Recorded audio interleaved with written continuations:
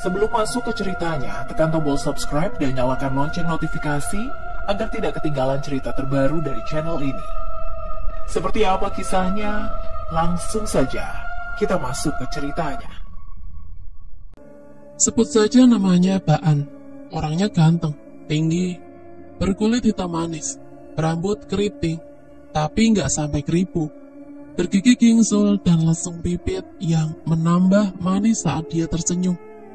Di desanya, Baan selalu menjadi perbincangan hangat kaum cewek-cewek, bahkan emak-emak. Temannya Baan yang merupakan teman juga pernah bilang, kalau misalkan teman-teman Baan punya salah, pasti bakal dibanding-bandingkan dengan Baan. Memang tidak dapat dipungkiri jika Baan adalah anak idaman para emak-emak, karena dia sangat rajin dan serba bisa dalam hal apapun, memasak, mencuci, dan lain-lain.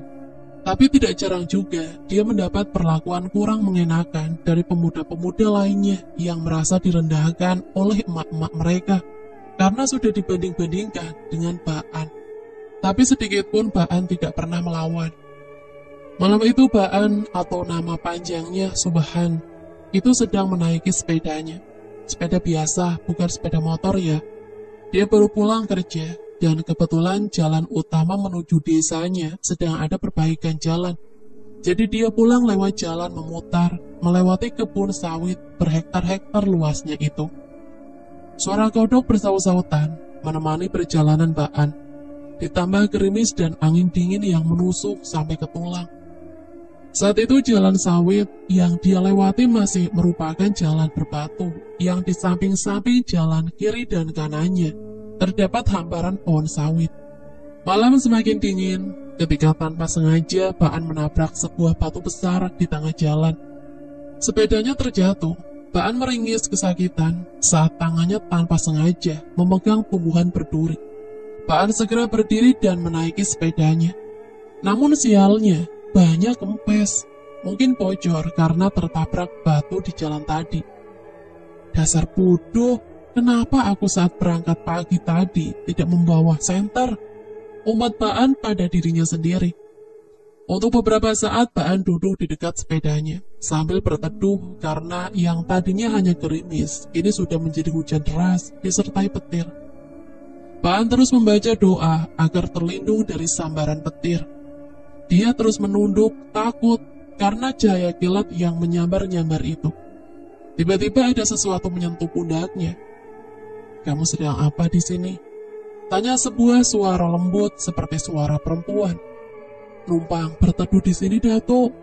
Anak cucu asli di sini juga. Jangan mengganggu dan jangan menampakkan diri," umam Baan.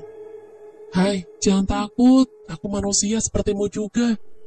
Tadi aku baru pulang dari rumah nenekku di desa sebelah," ujar suara itu. Tapi Baan tetap tidak mau melihat ke arah suara tersebut. Dia sangat takut saat itu. "Kalau kamu mau, kamu boleh singgah di rumahku, tidak jauh di sini kok," kata suara itu lagi menawarkan. Baan perlahan-lahan menatap perempuan yang berdiri di sampingnya itu, sambil memegang daun pisang di atas kepalanya. "Aku bukan hantu," ucap perempuan itu sambil tersenyum. Senyumannya sangat manis, wajahnya sangat cantik, berambut panjang, dan mengenakan baju terusan panjang. "Ayo berteduh di rumahku dulu," ajak gadis cantik itu seraya mengulurkan tangannya pada Baan. "Tanganmu dingin sekali," ujar Baan. "Kamu juga, mungkin karena kita sedang kehujanan," jawab gadis itu. Singkatnya gadis itu terus membimbing tangan Baan hingga beberapa saat. "Nah, di sana itu rumahku, pasti ayah dan ibuku sedang menungguku," ucap gadis itu sambil menunjuk ke arah sebuah rumah. Dengan bantuan dari cahaya kilat itu, Baan dapat melihat sebuah rumah yang lumayan bagus untuk ukuran di tengah perkebunan sawit. Baan terus mengikuti gadis itu. Sesampainya di depan pintu rumah gadis itu, langsung membuka pintu rumahnya. "Ayo masuk," ajaknya pada Baan. Sesamanya di dalam rumah, mereka berdua disambut ramah oleh seorang wanita dan lelaki seusia ibunya Baan. Mereka sangat ramah. "Ayo silakan, ganti dulu pakaianmu, kebetulan ukuran tubuh kita sama. Untuk malam ini kau boleh pinjam baju bapak," ujar ayah dari si gadis. Baan mengangguk dan segera ke dalam sebuah kamar diantar oleh bapak-bapak itu untuk mengganti pakaiannya. Sementara itu setelah Baan selesai mengganti pakaiannya, dia diajak ke ruang makan. Segala macam hidangan sederhana terhidang. Kamu pasti kedinginan dan kelaparan kan? Ini kita makan dulu, ajak lelaki itu sambil merangkul bau Baan. Mereka pun makan, sesekali mereka tertawa dan bercanda. Malam semakin larut, hujan pun sudah mulai mereda. Saya mau pamit pulang, Pak, Bu. Kenapa tidak menginap sekalian saja di sini, Nak? Tanya ayahnya si gadis. Saya tidak izin orang tua, Pak. Terima kasih banyak ya, Pak, Bu, sudah mau menerima saya sebagai tamu di rumah Bapak dan Ibu. Sama-sama, kami senang ada orang yang mau mampir ke sini. Kapan-kapan mampir lagi kemari ya, kata ayahnya si gadis. Baan mengangguk lalu berjalan pulang dengan membawa sepedanya. Tidak ada apa-apa selama perjalanan. Namun Baan terus-terusan memegang tengkuknya yang sedari keluar rumah. Keluarga si gadis itu selalu merinding. Mungkin karena kedinginan setelah hujan tadi, batin Baan sambil terus berjalan. Di depan persimpangan jalan sekitar 2 km lagi, dia akan sampai di rumahnya. Singkatnya setelah sampai di rumahnya, Baan langsung tidur.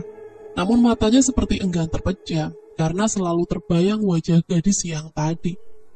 Dia sangat baik padaku, tapi aku bahkan lupa menanyakan namanya.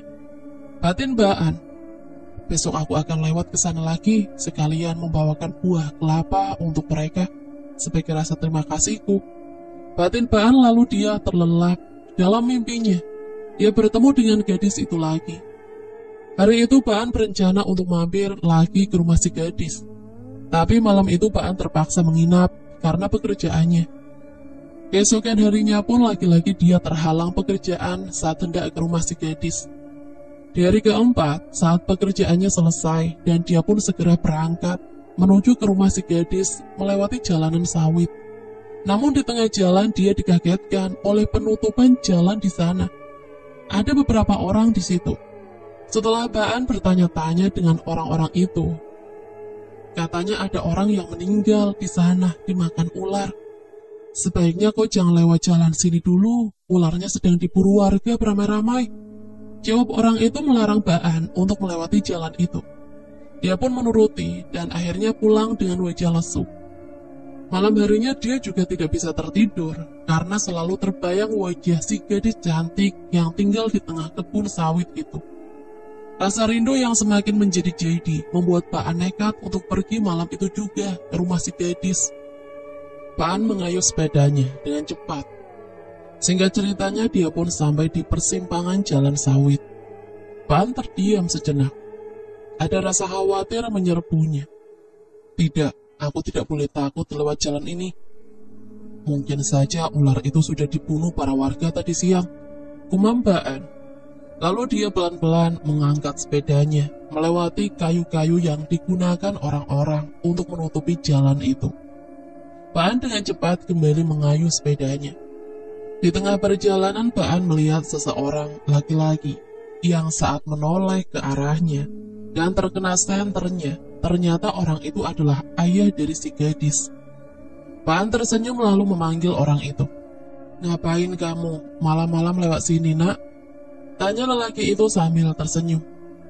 Rencananya saya ingin bertamu ke rumah Bapak tadi siang, tapi jalanan ditutup karena katanya ada orang dimakan ular. Jawab Baan. Iya, ularnya sampai sekarang belum ketemu. Bapak juga baru pulang dari memburu ular itu bersama warga lainnya.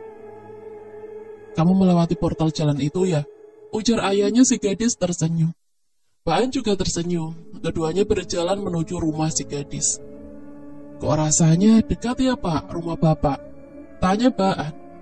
Masa sih? Perasaan Bapak sama saja. Mungkin kamu terlalu ingin menemui putriku. Makanya jalanan yang jauh terasa dekat. Jawab ayah si gadis sambil tertawa kecil. Ayo masuk, ajaknya kemudian. Baan menyandarkan sepedanya di samping rumah, lalu bergegas ikut masuk ke rumah. Apa kemana, baru pulang sekarang? Aku dan Mama takut kalau ular itu nyasar kemari, ujar si gadis pada ayahnya. Si ayah tertawa, lalu merangkul si gadis. Ada tamu ya? Sini masuk, kebetulan kami sedang menunggu ayahnya, Tia, untuk makan. Ayo sekalian kamu juga ikut makan ya, kata ibunya si gadis yang dijawab anggukan pelan oleh Baan. Saat sedang makan, tanpa sengaja Baan menyenggol gelas kaca hingga pecah.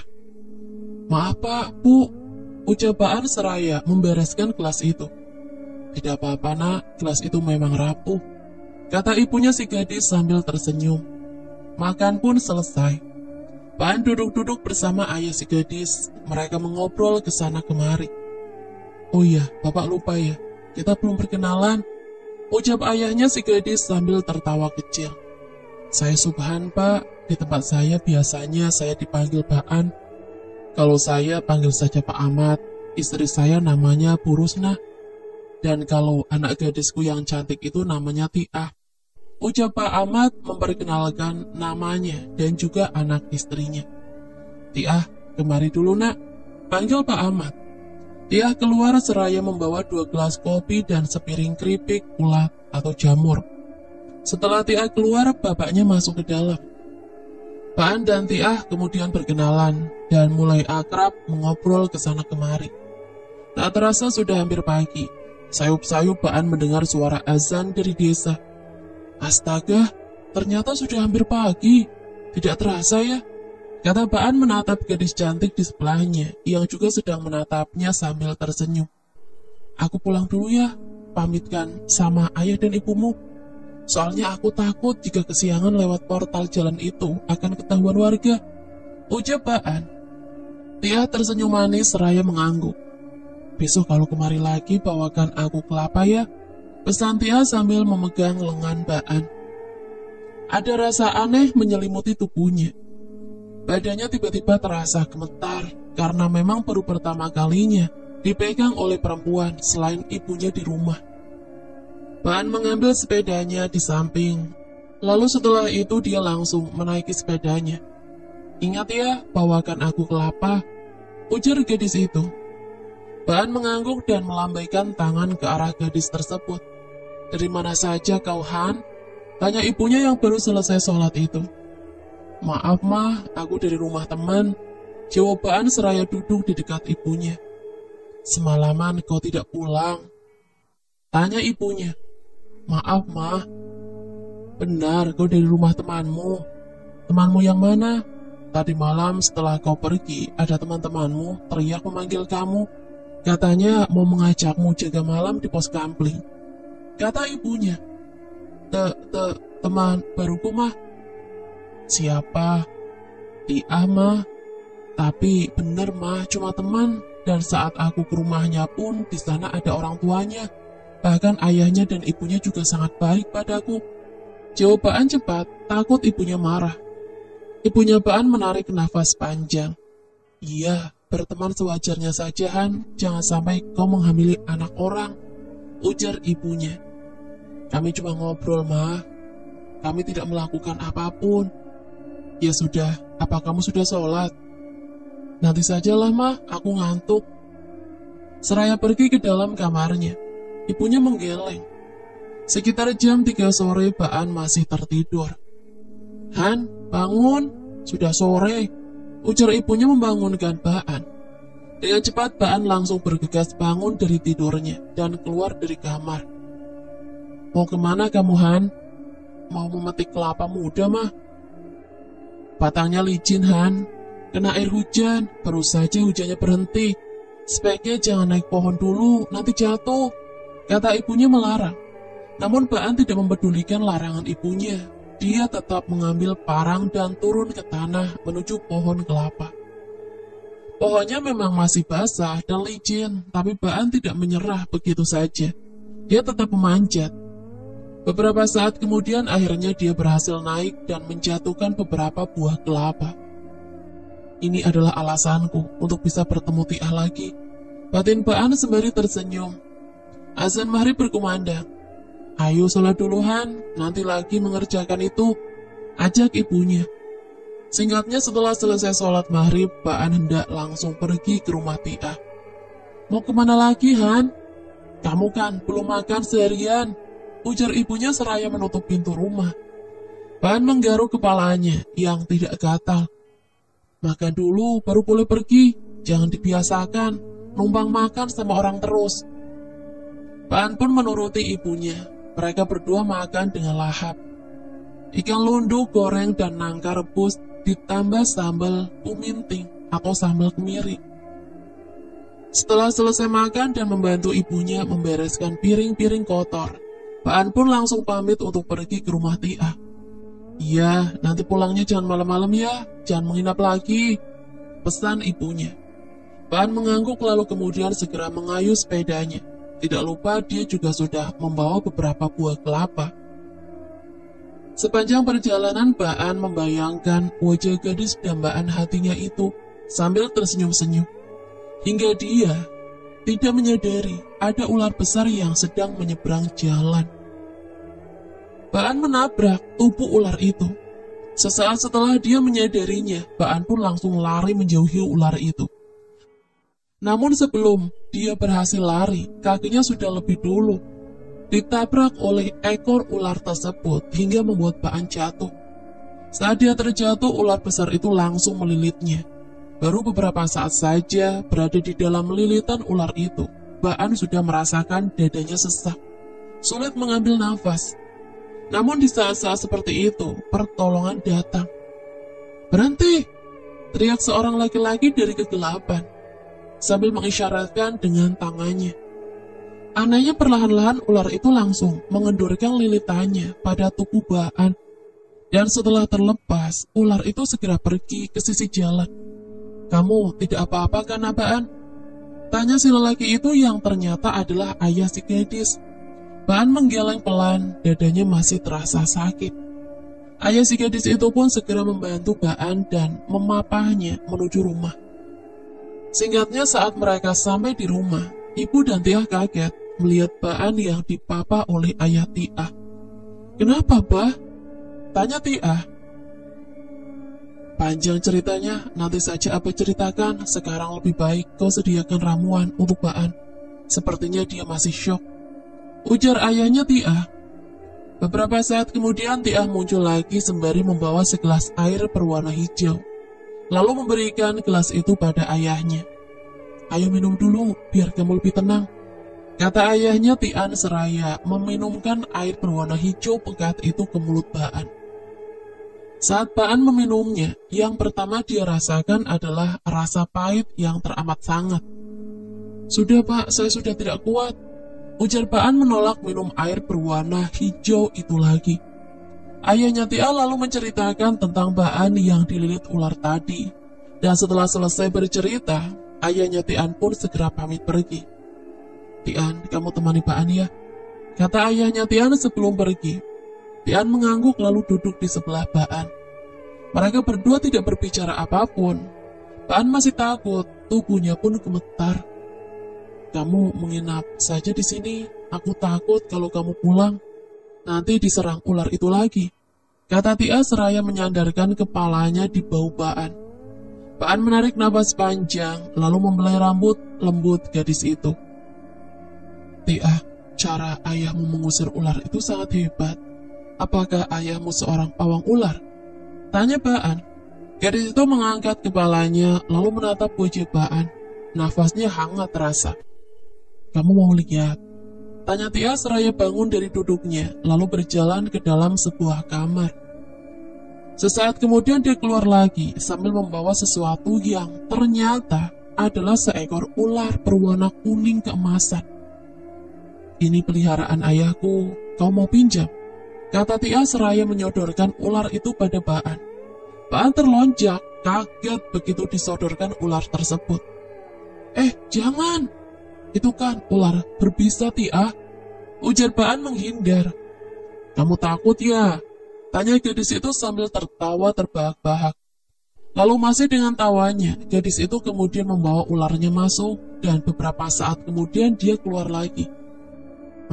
Kau mau minum, An?" tanya Tiah. Baan menggeleng pelan seraya membenarkan letak duduknya. Katamu malam ini kau takut ular. Tanya Baan. Iya, sama ular yang bisa memakan manusia. Kalau ular kecil seperti itu tadi, aku tidak takut. Baan menghela nafas panjang. An, bagaimana tawaranku tadi? Tanya gadis itu. Baan menatap wajah cantik gadis itu, kemudian mengangguk. Iya, aku masih takut lewat jalan itu malam-malam begini. Jawab Baan kemudian. Tia tersenyum manis, lalu tangannya mencubit hidung Baan. Ternyata kau penakut juga ya, ucapnya. Baan yang tidak terima dikatakan penakut langsung membalas cubitan Tia. Mereka berdua tertawa. Tia, apa mama mau pergi ke rumah nenekmu dulu ya? Tiba-tiba mereka dikagetkan oleh suara ayahnya Tia. Iya bah, pulangnya kapan? Mungkin nanti, tapi bisa saja kami tidak pulang. Oh iya, Baan, tolong temani Tia ya. Kasihan dia sendirian.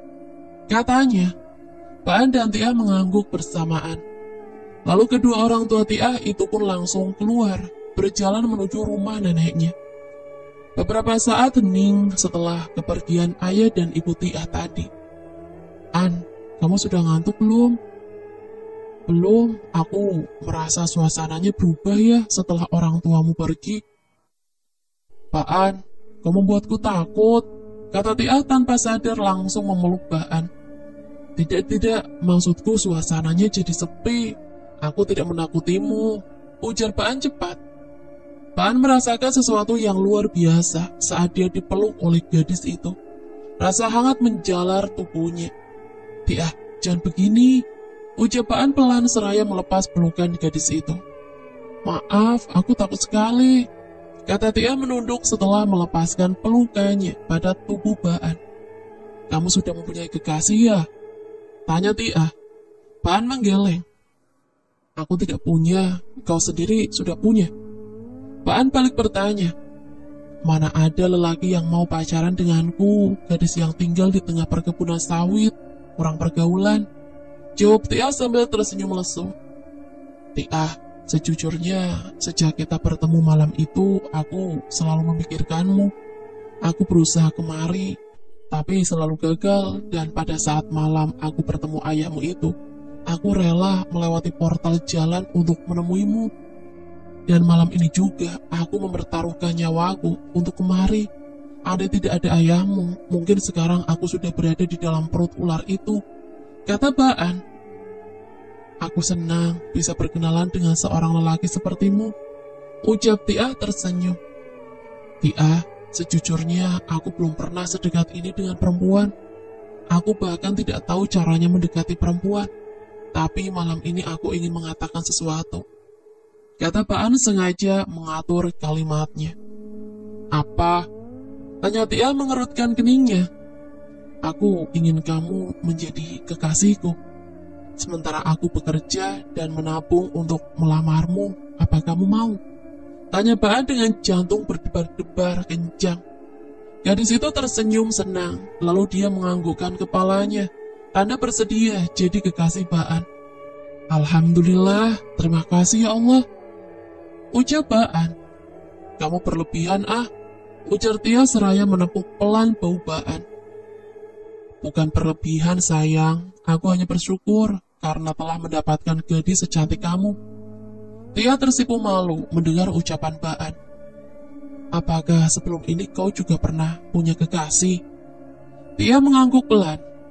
Iya, tapi berakhir dengan dia menikahi perempuan lain. Tapi sekarang aku bersyukur saat ditinggalnya dulu. Kenapa? Tanya Baan seraya mengerutkan keningnya.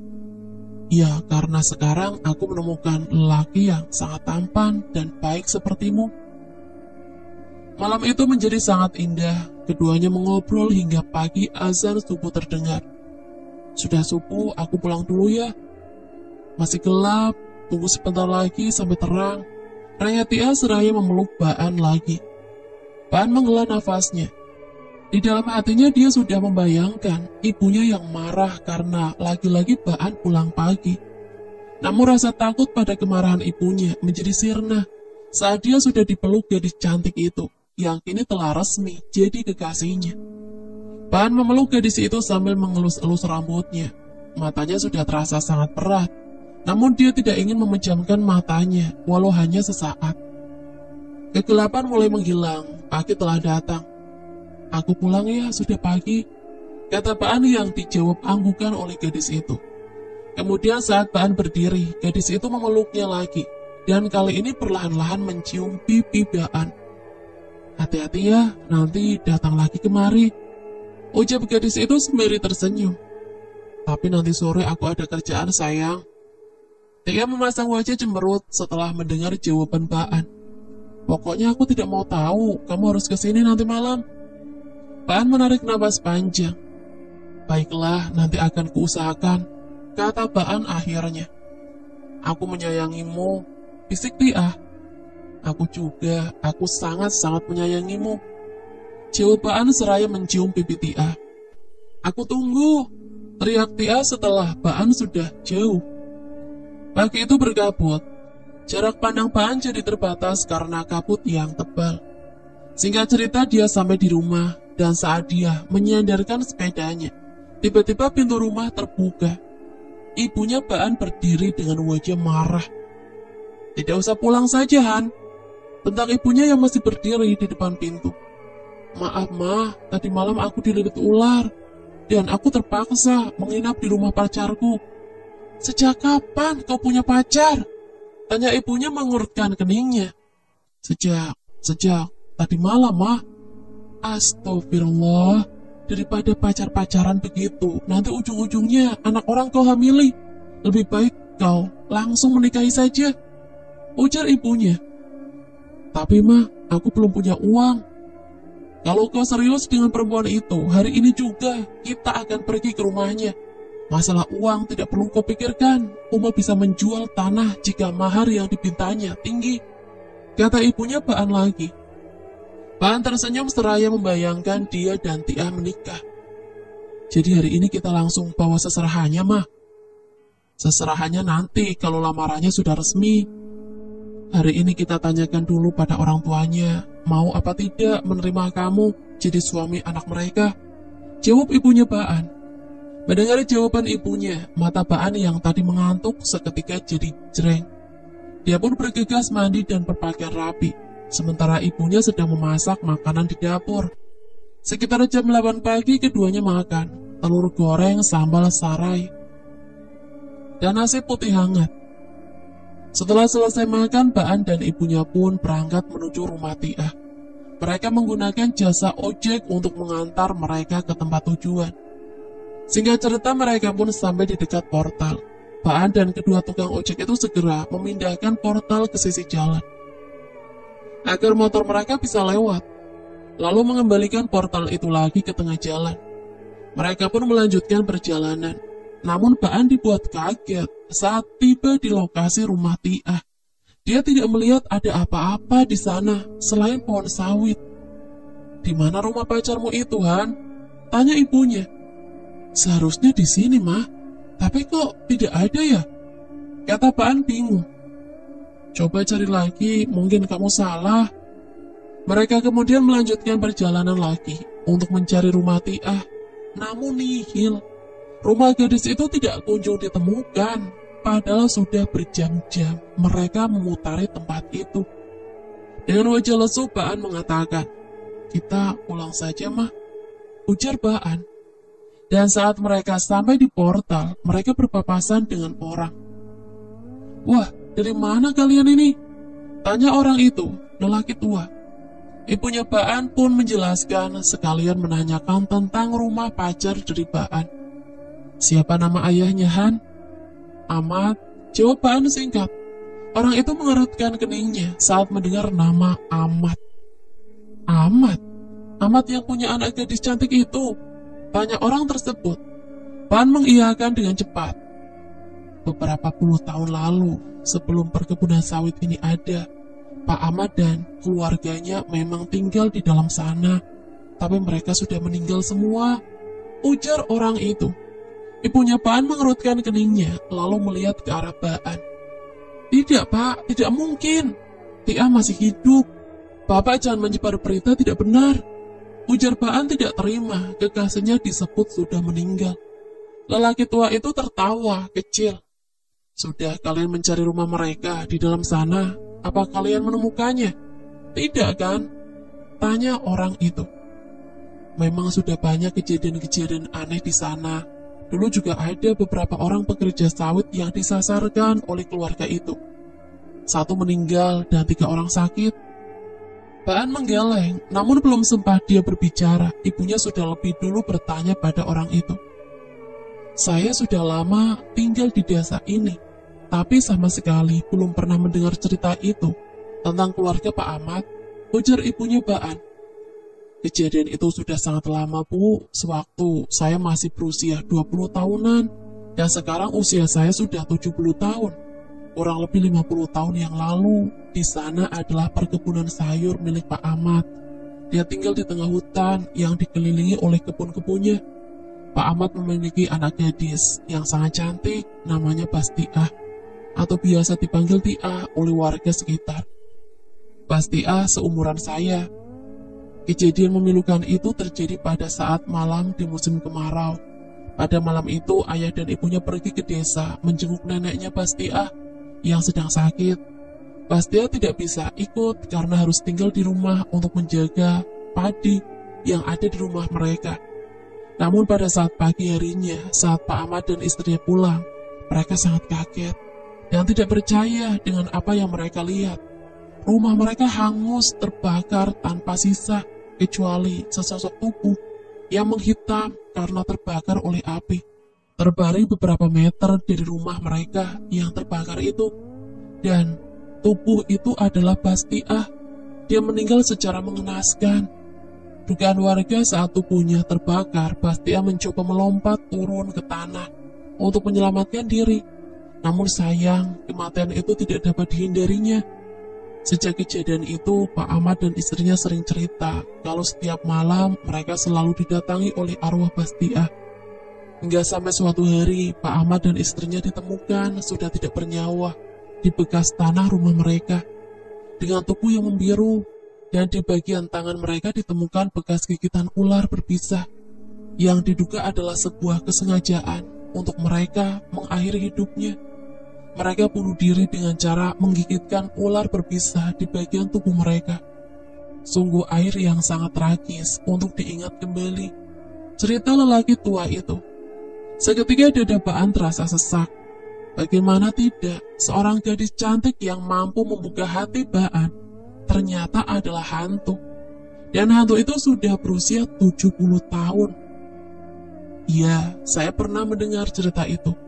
Awal saya menikah dengan ayahnya Baan dulu, tapi waktu itu saya tidak tahu nama-nama keluarganya, ucap ibunya Baan. Seketika Baan berteriak histeris. Sabar nak, untung kau tidak diapa-apakan oleh hantu itu, ucap ibunya Baan. Lebih baik kau pulang, jangan lupa sholat dan berdoa, karena saya yakin Bastiah tidak akan melepaskanmu begitu saja, ujar lelaki tua itu lagi. Setelah bersalaman dan berpamitan dengan lelaki tua itu, mereka pun pulang. Kata tukang ojeknya, saat dia iseng-iseng melihat ke kaca spion yang terpantul tempat lelaki tua itu berdiri. Katanya di sana sudah tidak ada siapa-siapa lagi. Padahal mereka baru jalan sekitar 3-4 meter. Dengan umurnya yang sudah tua, 70 tahun, rasanya tidak mungkin orang itu bisa pergi secepat kilat. Sudah 2 hari Baan tidak makan, dia hanya minum air putih dan kue kering. Tidak ada sebutir nasi pun yang masuk ke dalam perutnya. Setiap malam Baan selalu berteriak-teriak, entah itu ketakutan ataupun tertawa terbahak-bahak. Kelakuan Baan pada saat itu sudah seperti orang gila. Namun pada suatu hari, Baan dibawa ke rumah seorang tuan guru atau ulama. Dan di sana Baan dimandikan lalu diberikan air putih yang sudah didoakan. Dan alhamdulillah, semenjak itu, Baan sudah tidak pernah mengalami kejadian aneh lagi. Dan sampai sekarang, Baan tidak pernah lagi melewati jalan perkebunan sawit itu.